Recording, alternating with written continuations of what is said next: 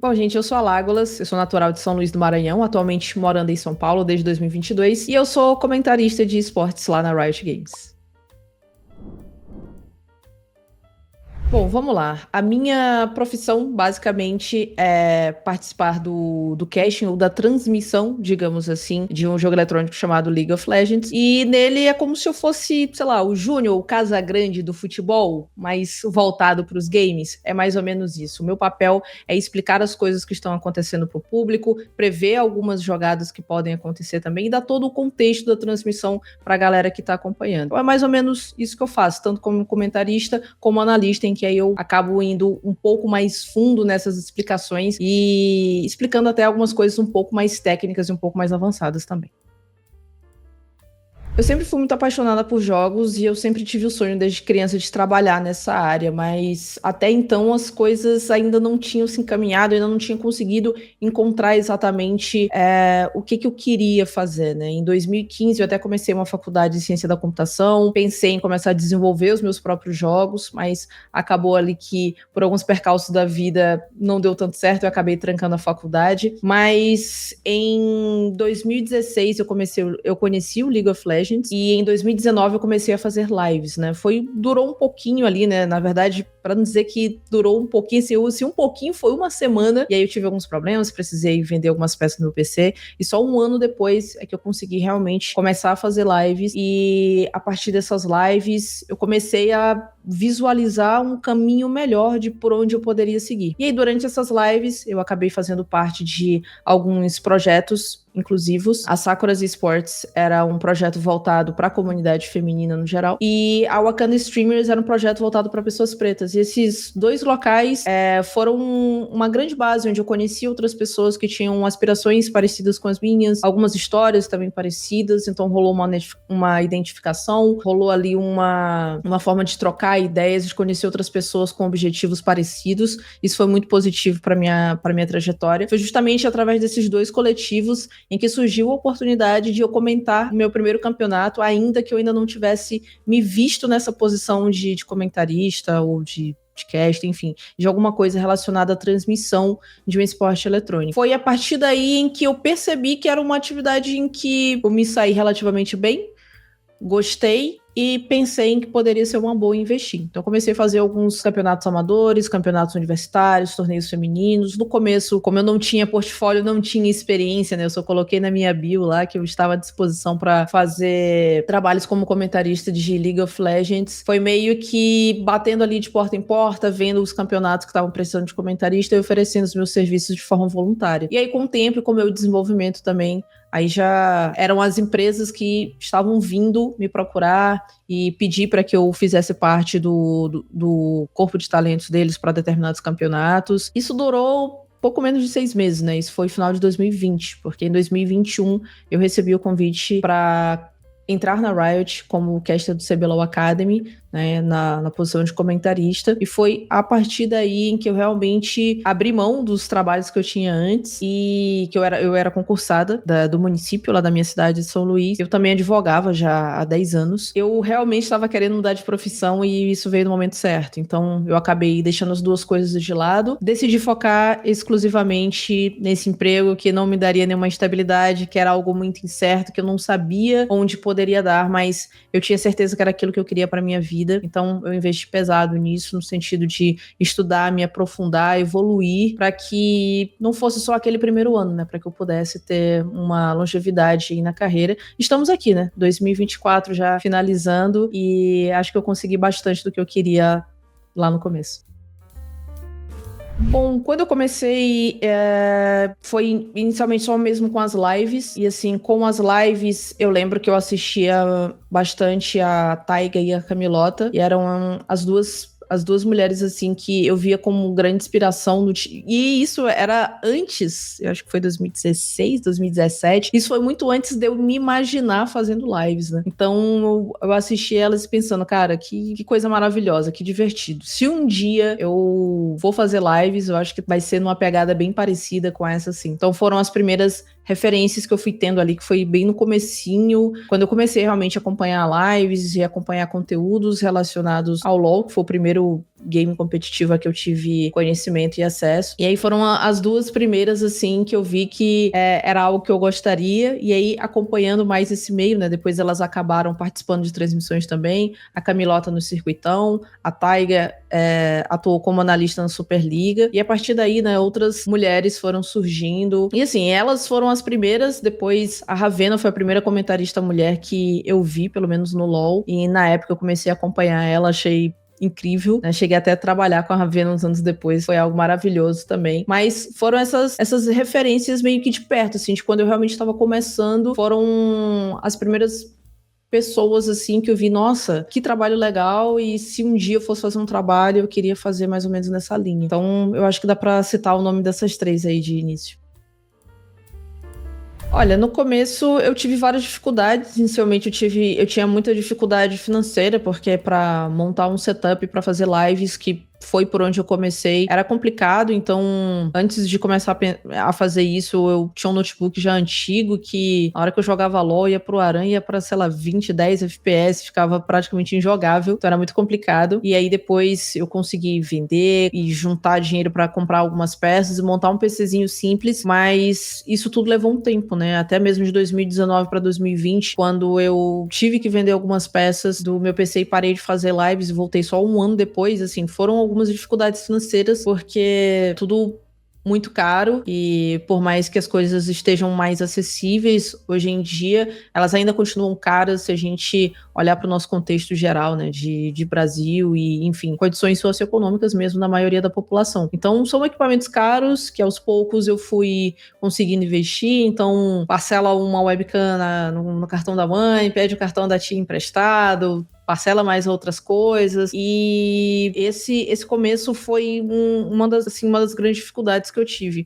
Eu também tinha muito medo e receio, então antes de começar a fazer lives, obviamente que eu não tinha a confiança, eu não sabia se eu era capaz de fazer lives e entreter pessoas, que foi esse meu começo fazendo as streams, e eu também tinha, assim, receio por ser uma pessoa que faz parte de minorias. Então, na época que eu comecei, ali em 2019 para 2020, era uma época em que eu acabava vendo muitas notícias de pessoas que sofriam ataques em lives, né, raids, de bots e de pessoas mal intencionadas, e eu tinha muito medo que isso acontecesse comigo também. Então, medo desses julgamentos, né, por mais que a gente não conheça as pessoas que estão do outro lado, mas as pessoas estão vendo a gente e estão julgando tudo que a gente faz. Eu tinha muito receio quanto a isso no começo, então foi uma das coisas que acabou me travando, e aí aos poucos eu fui observando mais ou menos como lidar com esse tipo de situação, e acabou não sendo mais um fator impeditivo. Então, mesmo hoje eu faço meu trabalho, eu sei que existem pessoas que não gostam ou do meu trabalho ou de mim por algum motivo, eu consigo lidar com isso bem o suficiente para que isso não interfira no meu trabalho, não interfira na qualidade das coisas que eu faço, e também não interfira no amor que eu tenho pela profissão, né, por tudo que eu faço. Com certeza hoje a gente deu alguns passos à frente em relação a algumas questões que, de certa forma, me tranquilizam em relação a isso, né? Porque quando eu comecei no casting, eu fui uma das primeiras, pelo menos dentro do League of Legends, a fazer parte ali da transmissão, né? Da parte do in-game. Então, teve essa dificuldade, né? Essa cobrança exacerbada. E a bolha game é uma fatia do que é a nossa sociedade, né? Então, todas as dificuldades que a gente tem no mundo lá fora, digamos assim, a gente acaba tendo aqui dentro também. Então, é muito sobre como a gente consegue lidar com isso e fazer com que essas coisas não sejam um empecilho para que a gente realize nossos sonhos, para que a gente dê passos rumo aos nossos objetivos. Eu tentei sempre manter isso em mente, né, sempre tendo meus amigos, minha família ali como rede de apoio, que nem sempre a gente tá num dia bom, mas são coisas que com certeza ajudam bastante no nosso processo de progresso, né? A gente precisa progredir, e esse medo às vezes acaba travando bastante a gente. Eu digo porque eu sou uma pessoa que já tive esse medo de começar, mas uma vez que a gente começa, em que a gente realmente quer aquilo, eu acredito que fique um pouco mais fácil de driblar essas situações. Em relação a demais dificuldades, eu acho que basicamente essas foram as maiores, tanto mais no começo, né, depois que eu comecei a trabalhar com o casting, eu comecei a investir um pouco mais nessa questão de equipamento, né, ficou um pouco menos difícil, digamos assim, né, mas eu tive mais condições de comprar equipamentos de qualidade para conseguir fazer bem os meus trabalhos.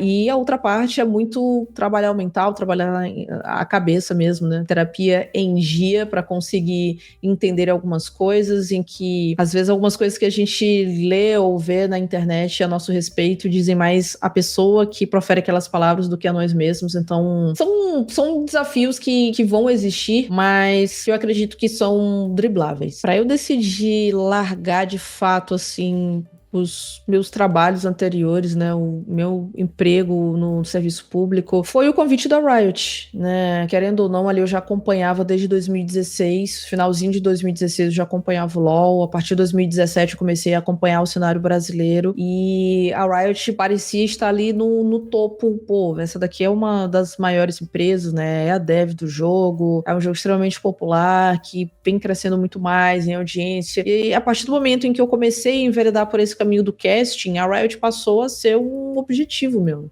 passou a ser um sonho a ser alcançado. E quando isso aconteceu com menos de um ano em que eu tinha feito meu primeiro campeonato, pra ser mais exata, iam fazer 5 meses. Assim, foi tão rápido, e o potencial que as pessoas lá dentro estavam vendo em mim, que talvez era um potencial que eu não enxergasse na sua completude, esse potencial, assim, me deu um estalo que eu pensei, cara, eu vou pra uma empresa em que eu vou fazer um trabalho que eu tô adorando fazer, para um jogo que eu amo, que, enfim, eu já acompanho há alguns anos, e eu não tive muitas dúvidas. Eu sabia que se eu ficasse atrelada aos meus outros trabalhos, como uma forma de me garantir, né, caso não desse certo, talvez aquilo travasse um pouco o meu progresso. Então, a minha ideia era ir pro tudo ou nada. Então, enquanto eu não mergulhasse de fato ali de cabeça em tudo aquilo, em todas aquelas novidades, eu sabia que eu não ia ter êxito. Então, eu deixei todas essas coisas de lado, avisei os meus familiares, né, avisei os meus pais. Eu tive muito apoio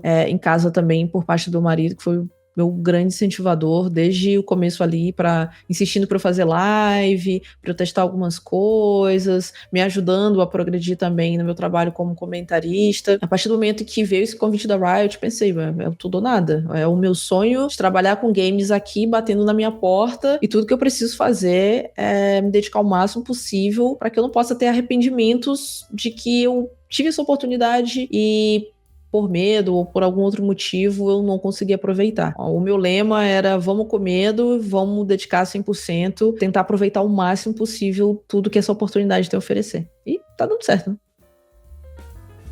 É um pouco difícil até escolher uma coisa que eu mais gosto na minha profissão, porque, assim, tem vários pontos que me fascinam muito. Eu gosto muito de estudar o jogo, ter essa visão analítica. Então, é o meu lado nerd funcionando o tempo inteiro ali, querendo sempre estudar mais, entender mais todas as minúcias, tudo, como é que as coisas funcionam. Eu realmente gosto muito dessa parte. E eu gosto muito também da parte de conseguir passar esse meu conhecimento adiante. Então, durante as transmissões que a gente tá ao vivo para 100, 200 mil pessoas, a gente tem desde o iniciante até a pessoa que tá jogando, sei lá, desde o beta, desde a Season 1, que são pessoas muito mais experientes. Então, o desafio de você ter que comunicar aquelas coisas de uma forma tão rápida para que todas aquelas pessoas te compreendam e consigam absorver bem aquela informação, é um desafio muito gostoso, é muito difícil de fazer, mas é algo que ao mesmo tempo me motiva bastante. E ter um grande carinho da comunidade também. Hoje eu posso dizer que uma das coisas que muito me motivam são as pessoas que se inspiram em mim, as pessoas que me motivam, que me apoiam, que estão sempre curtindo o meu trabalho, estão sempre me assistindo. Esse poder que eu percebi que eu posso ter com o meu trabalho de impactar positivamente na vida das pessoas, eu acho que dá pra colocar como top 1, assim, porque tem dias que bate o cansaço pra estudar, às vezes bate a insegurança em, pô, será que eu tô fazendo um bom trabalho aqui no momento do jogo? Aquilo ali que não faz desistir é saber que eu tenho esse impacto positivo. A pessoa precisa ter muitas habilidades de comunicação, que esse é o principal ponto. Você precisa ser um bom comunicador, né? Afinal, não vai adiantar nada você saber tudo do jogo e você não conseguir passar aquilo adiante, que esse é o nosso principal desafio, né? Conseguir transmitir um monte de informações que estão vindo e pescar ali a mais importante de todas, ou pelo menos uma das mais importantes, para destacar de uma forma bem clara, bem sucinta, bem objetiva para o público. Então, essas habilidades de comunicação, talvez um curso de oratória, algumas coisas nesse sentido, possam ajudar bastante a pessoa que queira trabalhar com esse tipo de coisa. Você tem um raciocínio rápido também, ajuda muito, porque são muitas coisas acontecendo na tela e isso, acredito que não varia de jogo a jogo, por mais que alguns jogos sejam bem diferentes de outros, em estilos, em modalidades, mas são muitas coisas muito rápidas acontecendo, então você conseguir compreender bem o que está acontecendo e transformar aquilo em uma explicação durante a partida também é algo bem importante a se fazer. E no mais, assim, acompanhamento com fono é muito importante para você conhecer sua própria voz, suas habilidades e de se comunicar melhor. Eu acredito que são as principais, assim, pensando em casting, tanto para narração, para comentários, para análise, e o restante de estudar o jogo, esse daí é com certeza indispensável, né? Você precisa gostar bastante do jogo, porque você precisa estudar bastante todas as mudanças, ainda mais sendo, pelo menos, o League of Legends um jogo que muda com bastante frequência, né? Então, a cada 2, 3 semanas tem um monte de mudanças. O jogo tem um caminhão de coisas diferentes em que a gente precisa praticamente reaprender quase tudo, ter um gosto pelo jogo e ter essa disciplina de sentar e estudar é muito importante também para que você possa tá sempre com os conhecimentos ali, né? Frescos na mente e bem afiados para a hora da transmissão. Bom, de 2021 para cá, que foi quando eu comecei de fato no casting de forma profissional, acho que dá para destacar a minha estreia, com certeza é um marco, né? Eu saí de campeonatos pequenos que tinham 50 pessoas ali no máximo assistindo para um campeonato com 50 mil na estreia, então realmente foi algo bem impactante assim para mim, para minha carreira, ainda mais que eu era bem inexperiente à época, eram 5 meses de trabalho mais ou menos, então tinha um grande meio, um grande receio, apesar de ser no online ainda, mas esse foi um grande marco. O meu primeiro campeonato internacional foi em MSI e o primeiro jogo que eu fiz foi em um jogo de time brasileiro, em que a gente estava enfrentando os turcos e que muita gente estava muito nervosa, assim, se ia dar certo, se o time ia ganhar, se não ia. E eu tinha que manter o profissionalismo ali de não, torcer, mas pensar sempre na parte analítica e numa parte mais neutra para poder fazer a análise. Isso é muito difícil, mas com certeza foi muito gostoso, porque eu consegui ter uns insights ali no meio da partida que realmente acabaram acontecendo depois e aí acabou sendo um alívio, né, de, que bom que eu consegui fazer um bom trabalho. Eu preciso falar também da criação do Revela Casters, que é um projeto que nasceu em 2020 e aí ele realmente tomou uma forma um pouco maior em 2021 e aí 2022, com a parceria da Riot, a parceria proporcionou muita coisa, assim, muitas oportunidades para mulheres e pessoas não binárias. Começamos na área do casting, mas já expandimos para outras áreas aí relativas ao cenário eletrônico. Então, a gente tem aspirantes a jornalistas, a gente tem um pessoal voltado para social media, a gente tem uma galera que está trabalhando